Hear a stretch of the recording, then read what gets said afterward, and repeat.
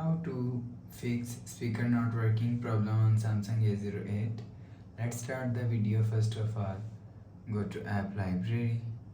Here click on settings app. Now in setting, scroll down and click on sound and vibration. If you want to fix this problem, so turn off mute mode. After turn off mute mode, go back to home screen. You will see your problem is solved. But if it not solved, if you want to fix this problem, so turn off do not disturb mode. Click on settings app. Now in setting, scroll down and click on notifications and click on do not disturb. Make sure turn off do not disturb mode.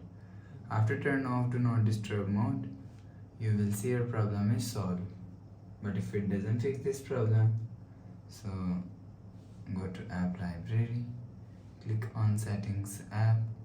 Now in setting, scroll down to and click on general management and click on reset all settings. Enter phone pin, click on continue and click on reset. You will see your problem is solved. But if it's still not solved, again click on settings app, scroll down to end. If you want to fix this problem, so restart phone, just click and hold side power button and volume down button at the time. Click on this restart icon. Again tap on this restart icon, your phone is restart. After restarting, enter phone pin. You will see your problem is solved.